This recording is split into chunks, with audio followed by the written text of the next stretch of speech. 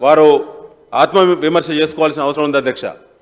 ఎందుకంటే ఆనాడు ఉండబడినటువంటి అస్తిత్వంతో ఉండబడిన హైదరాబాద్ రాష్ట్రాన్ని ఆంధ్రతో కలిపి మన గొంతు కోసింది కాంగ్రెస్ పార్టీ.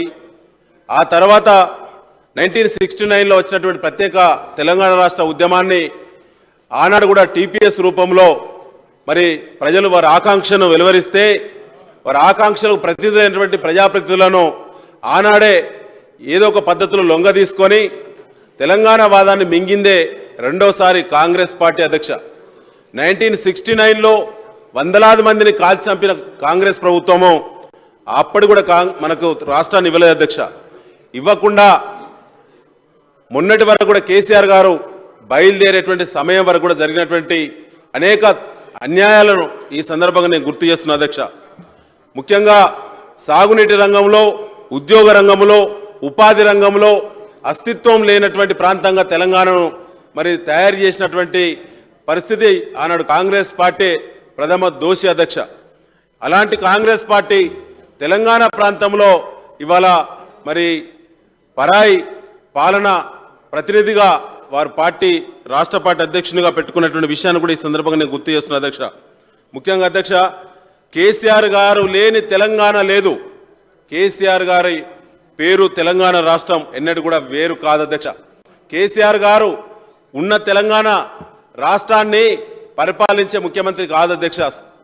తెలంగాణ రాష్ట్రాన్ని సృష్టించి తెలంగాణ రాష్ట్రాన్ని సాధించి దాన్ని కూడా పిడికెడు మందితో ప్రారంభమై ఇలా యావత్ భారతదేశ ప్రజాస్వామ్య వ్యవస్థను ఒప్పించి మెప్పించి మెడలు విరిచి తెలంగాణ రాష్ట్రాన్ని సాధించినటువంటి సాధకుడు అధ్యక్ష. వారి నాయకత్వంలో ఆనాడు ఉద్యమం జరిగినటువంటి సందర్భంగా 2-3 విషయాలు మీ దృష్టికి తీసుకొస్తాం అధ్యక్ష. వందల మందిని ప్రాణాలు మింగింది కాంగ్రెస్ పార్టీ, వేలాది మందిని జైల్లో పెట్టింది కాంగ్రెస్ పార్టీ, లక్షల మంది జీవితాలను ఎటుగాకుండా చేసింది కాంగ్రెస్ పార్టీ అధ్యక్ష. ఇన్ని త్యాగాలు అయితేనే ఇవాళ తెలంగాణ రాష్ట్రాన్ని మనం కళ్ళారా చూడగలుగుతున్నాం అధ్యక్ష.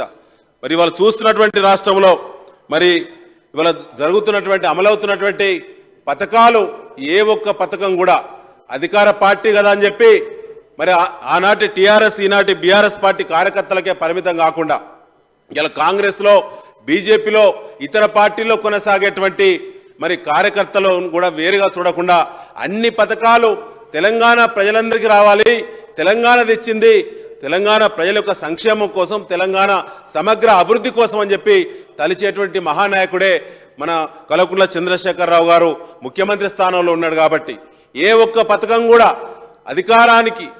అధికార పార్టీకి వేరు, ప్రతిపక్ష పార్టీలకు వేరు అనేటువంటి పదం లేని పాలన ఇవాళ దశాబ్ద కాలంగా తెలంగాణ ప్రజలు మొట్టమొదటిసారి చూస్తున్న విషయాన్ని సందర్భంగా నేను గుర్తు చేస్తున్నా అధ్యక్ష. ముఖ్యంగా ఆనాడు ఎన్నో కుట్రలు చేశారు.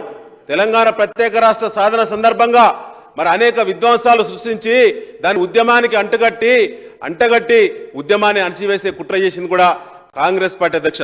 అలాంటి కుట్రల నుంచి శాంతియుత ఉద్యమం వైపు అనేక ఆలోచనలు చేసి మేధోమథనం చేసి ఇవాళ తెలంగాణ రాష్ట్రాన్ని శాంతియుతమైనటువంటి సమగ్ర అభివృద్ధి చెందినటువంటి రాష్ట్రంగా తీర్చిదిద్దినటువంటి పార్టీ ఆనాటి టీఆర్ఎస్ పార్టీ, ఈనాటి బీఆర్ఎస్ పార్టీ అధ్యక్ష. అది కేసీఆర్ గారు మాత్రమే అధ్యక్ష.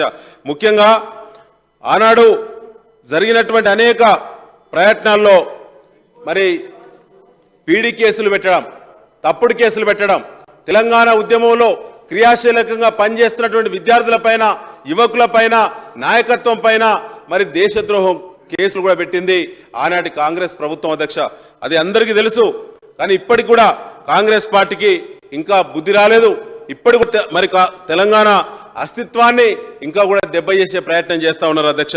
ముఖ్యంగా టీఆర్ఎస్ ఆవిర్భావం నుంచి మొదలుకొంటే ఒక విషయం మీ ద్వారా రాష్ట్ర ప్రజలకు ఒకసారి తెలియజేయాల్సిన అవసరం ఉంది అధ్యక్ష.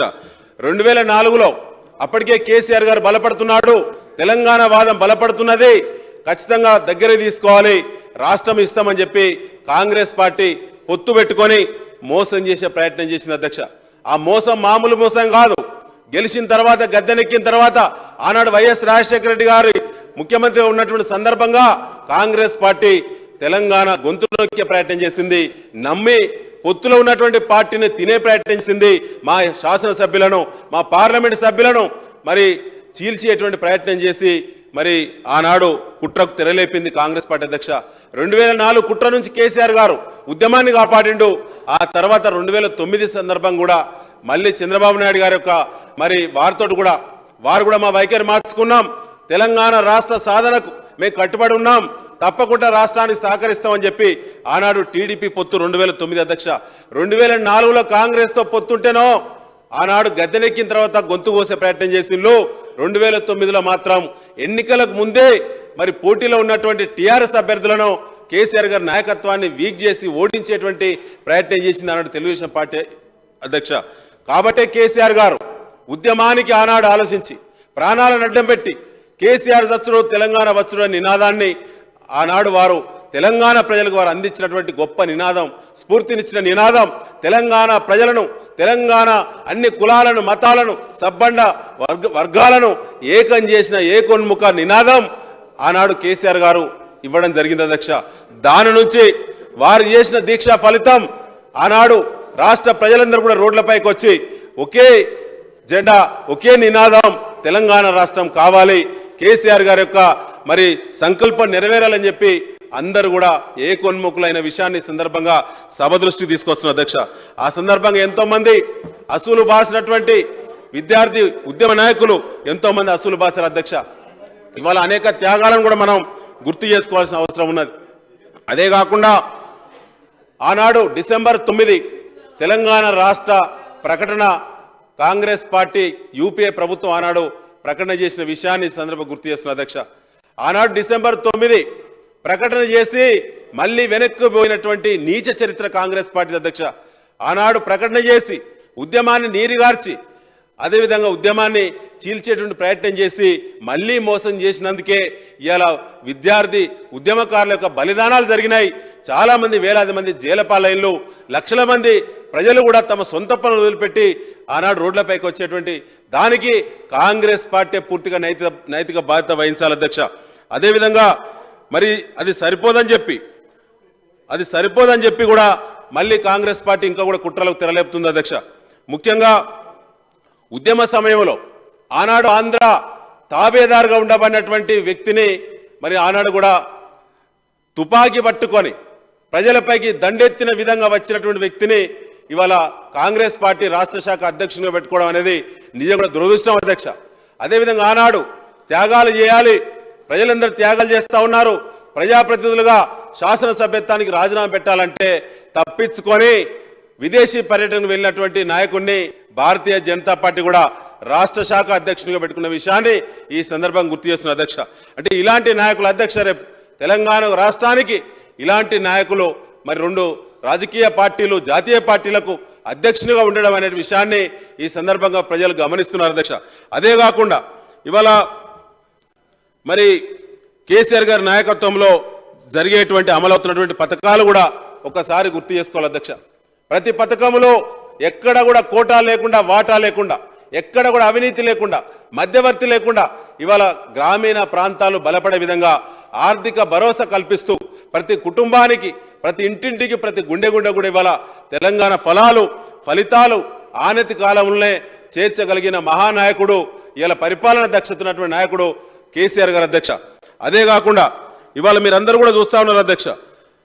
ఆనాడు ఉద్యమం జరిగినటువంటి సందర్భంగా ఒక విషయం సభ దృష్టి తీసుకురావాలి అధ్యక్ష. ఎంత శాంతియుత ఉద్యమం అంటే ఎన్ని కుట్రలు జరిగినా కుట్రల నుంచి మరి ఉద్యమాన్ని కాపాడి ఛేదించి గమ్యాన్ని ఇలా ముద్దాడినటువంటి కేసీఆర్ గారి యొక్క మరి వారి యొక్క కార్యదక్షత గురించి ఒక మాట చెప్పాలి అధ్యక్ష. ఆనాడు ప్రత్యేకంగా మనకి మరి ప్రపంచంలో జరిగినటువంటి అనేక మహాసభలు, శాంతియుతమైనటువంటి సభలు, ఒకే ఎజెండాతో ప్రజలందరూ కూడా గొప్పగా ఒక సమూహంగా ఏర్పడినటువంటి గొప్ప 5 సభల్లో తెలంగాణ ప్రత్యేక రాష్ట్ర డిమాండు కోసం నిర్వహించబడినటువంటి ఓరుగల్ వేదికగా నిర్వహించబడినటువంటి మహాగర్జన సభ ఉంది అధ్యక్ష. డిసెంబర్ 16, 2010 ఆనాడు కాంగ్రెస్ పార్టీ అధికారంలో ఉండి డిసెంబర్ 9 తేదీన ఏదైతే ప్రత్యేక రాష్ట్రాన్ని ఏర్పాటు చేస్తున్నామని చెప్పి కేసీఆర్ గారిని దీక్ష విరమించమని చెప్పినటువంటి ప్రకటనను నిజం చేయకుండా మోసం చేసినందుకు గాను మళ్ళీ సంవత్సరం లేట్ చేసినందుకు అదే డిసెంబర్ 9, 2010న సభ నిర్వహణ కేసీఆర్ గారు శ్రీకారం చుడితే ఆనాడు తుఫాన్ ఎఫెక్ట్ వల్ల అది డిసెంబర్ 16కు వాయిదా పడింది అధ్యక్ష. ఆ సభకు నేనే కేసీఆర్ గారి యొక్క ఆదేశాలతో ఇన్ఛార్జిగా పనిచేశాను. ఆనాడు ఆ సభ అధ్యక్ష ఈ దేశానికి స్వాతంత్రం రావడానికి ఉప్పు సత్యాగ్రహం ఏదైతే గాంధీజీ గారి నాయకత్వంలో నిర్వహించబడినటువంటి మరి ఉప్పు సత్యాగ్రహం చరిత్రకెక్కితే ప్రపంచంలో ఆ తర్వాత ఈ దేశంలో మహాగర్జనే ఆనాడు ప్రపంచాన్ని ఆకర్షించింది అధ్యక్ష. అంటే ఈ రకమైనటువంటి స్థాయిలో ఇలా శాంతియుత ఉద్యమానికి ఇవాళ కేసీఆర్ గారు కంకణబద్ధుడై ఇవాళ తెలంగాణను ఇక్కడ దాకా నడిపించినటువంటి మహానాయకుడు కేసీఆర్ గారు అధ్యక్ష. ఒక మాట చెప్పాలి మీకు అధ్యక్ష, ఇవాళ కాంగ్రెస్ బీజేపీ పార్టీలు అంత పెద్ద తండ్రి సమానులు, ఈ రాష్ట్రాన్ని ప్రత్యేకంగా సాధించిన సాధకుడు, 2 సార్లు ముఖ్యమంత్రిగా అయినటువంటి కేసీఆర్ గారి పట్ల వారు మాట్లాడేటువంటి భాష, వారు మాట్లాడేటువంటి తీరు నిజం కూడా ఖండించదగాల్సిన అవసరం ఉంది అధ్యక్ష. ఎందుకంటే వారు పూర్తిగా వారి వయసుకు గౌరవం ఇవ్వకుండా, వారి స్థానానికి గౌరవం ఇవ్వకుండా, వారు చేసిన త్యాగాలను మరి గౌరవించకుండా కేవలం రాజకీయాల కోసమే మరి ఇలా కాంగ్రెస్ బీజేపీ పార్టీలు మాట్లాడుతున్నాయి అధ్యక్ష. ఇవాళ వాళ్ళకు అధికారం కావాలి. ఇలా వాళ్ళ పరిస్థితి ఎట్లుందంటే, ఎంత ఈర్ష్య ఉందంటే, ఇవాళ వారు కాంగ్రెస్ పార్టీ అధ్యక్షుడు మరి బాంబులు పెట్టి ప్రగతి భవన్ పేలుస్తారని చెప్పి ఓపెన్గానే మాట్లాడుతారు అధ్యక్ష. భారతీయ జనతా పార్టీ అధ్యక్షునిగా మొన్నటిదాకా ఉండే ఒకరు వారైతేనో సెక్రటరియట్నే కూల్చేస్తారని చెప్తారు అధ్యక్ష. ఇదే అధ్యక్ష ప్రజాస్వామ్యంలో అధికారంలో ఎవరైనా ఉండొచ్చు కాక, కానీ వాళ్ళ ప్రజలకు కావాల్సినటువంటి ఏ అంశాలు ఉన్నాయి, కేసీఆర్ గారి నాయకత్వంలో ఏ వర్గానికి సంబంధించినటువంటి అంశాలను ఇప్పటివరకు ఈ ప్రభుత్వం అటెండ్ చేయలేకపోయింది చెప్పేటువంటి ముఖం లేదు అధ్యక్ష ఎవరికి. కానీ ఈ విధ్వంసకరమైన మాటలు ఇవాళ కేసీఆర్ గారు లేకుంటే ఈ రాష్ట్రం పూర్తిగా అధోగతి పాలు చేసేటువంటి కుట్ర జరుగుతుంది అధ్యక్ష. కాబట్టే ఇవాళ తెలంగాణ రాష్ట్రం అస్తిత్వం మరి ఉండాలన్నా, నిలబడాలన్నా, ఈ యొక్క శాంతియుతమైనటువంటి పాలన కొనసాగాలన్నా కేసీఆర్ గారి యొక్క నాయకత్వంలో మరి రాష్ట్రం ముందుకు పోవాల్సినటువంటి అవసరం ఉంది అధ్యక్ష. కాబట్టి ఇవాళ ఆనతి కాలంలోనే అనేక సాగునీటి ప్రాజెక్టులను మనం పూర్తి చేసుకున్నాం. అనేక మరి కరెంటు ఇలా సర్ప్లస్ పవర్ని ఇవాళ మనం సృష్టించగలిగినాం అధ్యక్ష. అదే కాకుండా ప్రతి గ్రామాలు, పట్టణాలు అద్దం లాంటి అభివృద్ధిని ఇవాళ మనం ప్రజల కళ్ళ ముందు ఇవాళ మనం పెట్టగలిగినాం అధ్యక్ష.